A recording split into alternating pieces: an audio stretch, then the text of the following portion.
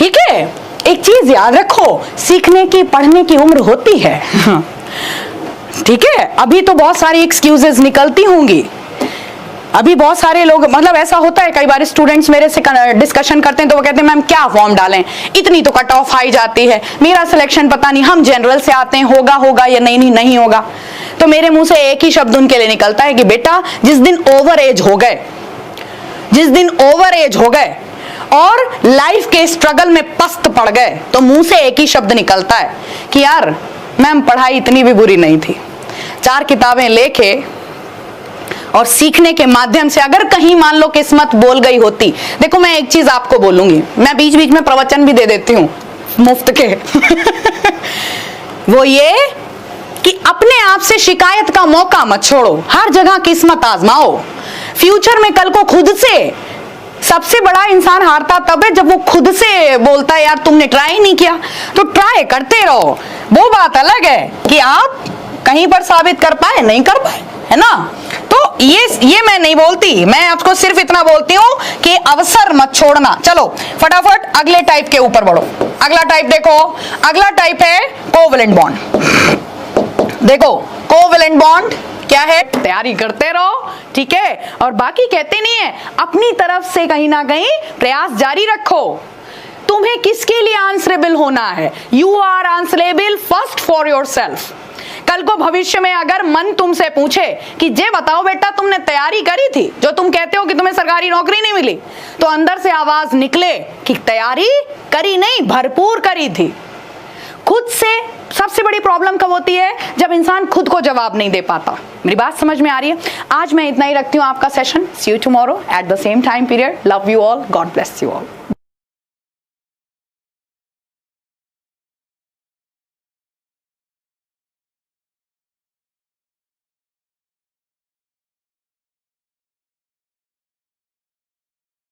सा कॉन्सेप्ट क्या करना है, मास नंबर बेसिक। इधर देखो बच्चे बहुत सारे मेरे से बोलते हैं मैम हमें मास नंबर नहीं याद है, तो मैं उनको यही बोलूंगी अगर आप आर्ट्स और कॉमर्स से हो, तुमसे कौन कह रहा पूरी पीरियोडिक टेबल का लर्न करना है। बेसिक एलिमेंट का कर लो, यही जो मैंने अभी 2-4 लिखे, 2-4 और बता दूंगी। ठीक है, घबराना नहीं है ना। जहां पे शिद्दत है, मैं एक शब्द बोलती हूँ भूख, जिसे सफलता की भूख है उसके पास बहाने नहीं होते।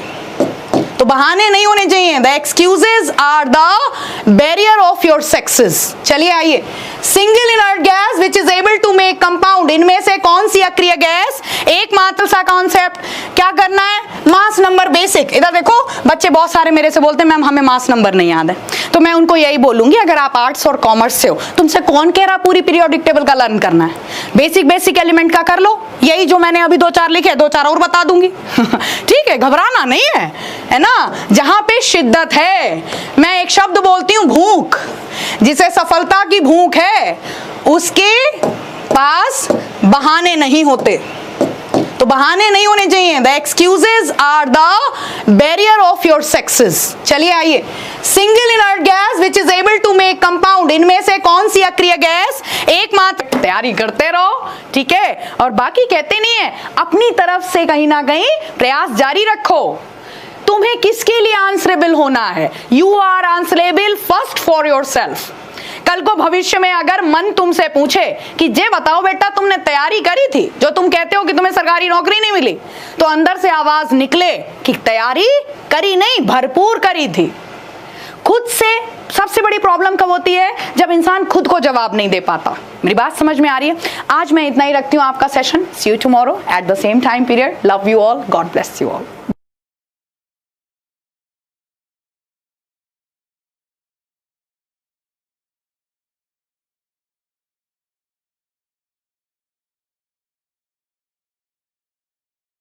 ना सीखो, ठीक है, और माइंड को बहुत सबसे पहले किस में ले जाना है, लाइट जोन में ले जाना है कि everything is possible if we are having the mind.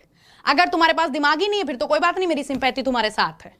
लेकिन अगर तुम्हें लगता है यार हम मेहनती हैं, हमारे अंदर करने का जज्बा है और हम जिद्दी हैं और हर चीज पाने का की हिम्मत रखते हैं, तो कोई भी सब्जेक्ट ऐसा नहीं है जो तुम्हारी चाहत से बाहर हो। बातें नहीं कर रही मैं, तुम्हें हवा में नहीं उड़ा रही हूं, I am just talking about the reality.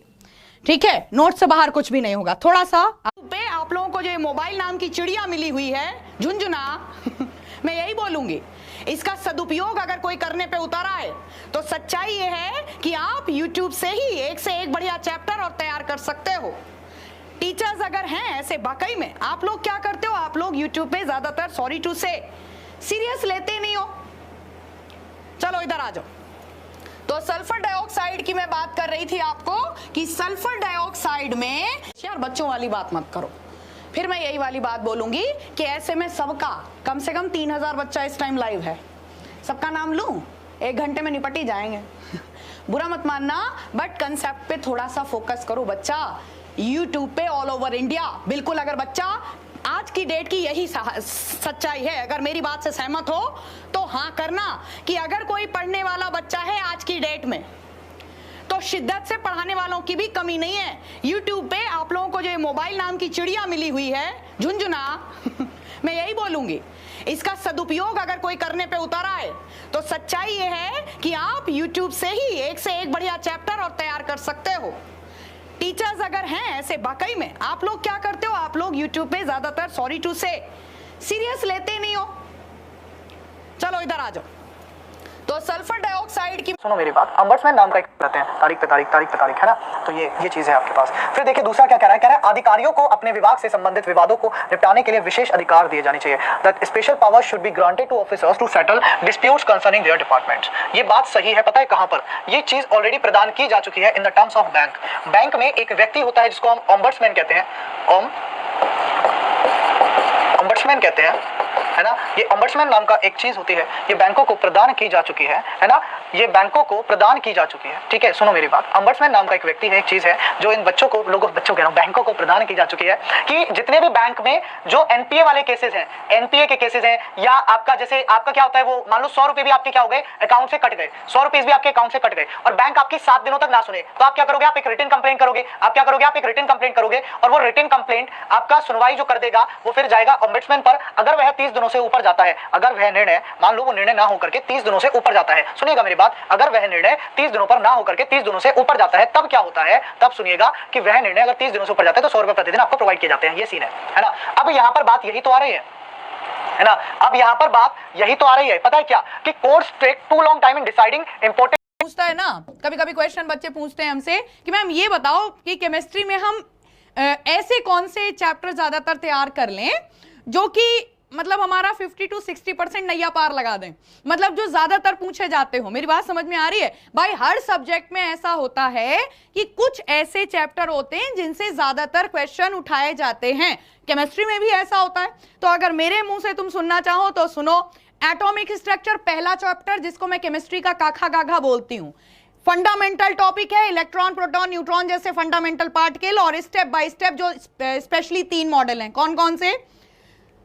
Bohr atomic model जो कि 3rd है, सबसे पहला कौन सा है, जे थॉमसन, दूसरा रदरफोर्ड और तीसरा बोहर। इसको अच्छे से तैयार कर लो, ज्यादा नहीं तुमसे कह रही डीप में जाने को, लेकिन सिर्फ 9th-10th लेवल का तैयार कर लो, क्योंकि मैंने कई बार आपके कमेंट्स में कुछ बच्चों के क्वेश्चन पूछे कि मैम थोड़ा सा हमें सिलेबस में गाइड कर दो, हम खुद तैयारी करना चाहते हैं। तो एटॉमिक स्ट्रक्चर चैप्टर आप बहुत अच्छे से तैयार कर लो, ठीक है। बेसिक चीजें अगर आप मेरे से पूछो 9th-10th से हटके क्या तैयार करना है, तो बच्चा जो ऑर्बिटल वगैरह, बहुत डीप नहीं, केवल इतना ही काफी होता है कि जैसे क्वांटम संख्याएं कितने प्रकार की होती हैं, ऑर्बिटल कितने प्रकार के होते हैं, ठीक है। इसके अलावा जब आप बात करते हो दूसरा कौन सा इंपॉर्टेंट चैप्टर है, तो मेरा सबसे बड़ा आंसर आपका क्या, कि metal, non metal and semi metal. इस टॉपिक को अच्छे से तैयार कर लो। और इस चैप्टर को किस नजरिए से तैयार करना है बच्चा, एकेडमिक लेवल का बेसिक तैयार करो खाली। इलेक्ट्रॉन दान करने वाले धातु और ग्रहण करने वाले अधातु, पहले इतना तैयार करो, काखा गाघा बिल्कुल 8वें-9वें क्लास का। उसके बाद इन मेटल्स नॉन मेटल को डेली लाइफ के पर्पज से अच्छे से क्लियर करो। और उसके बाद जो चैप्टर पढ़ता है आपका acid, base and salts, the second main important chapter. मुझे शायद बताने की जरूरत नहीं कि कभी तुमसे पूछ लेते हैं बताओ टमाटर में कौन सा एसिड है, कभी तुमसे पूछ लेते हैं बताओ नींबू में कौन सा एसिड है ना, कभी तुमसे पूछ लेते हैं बताओ चींटी काट गई कैसा एसिड छोड़ गई।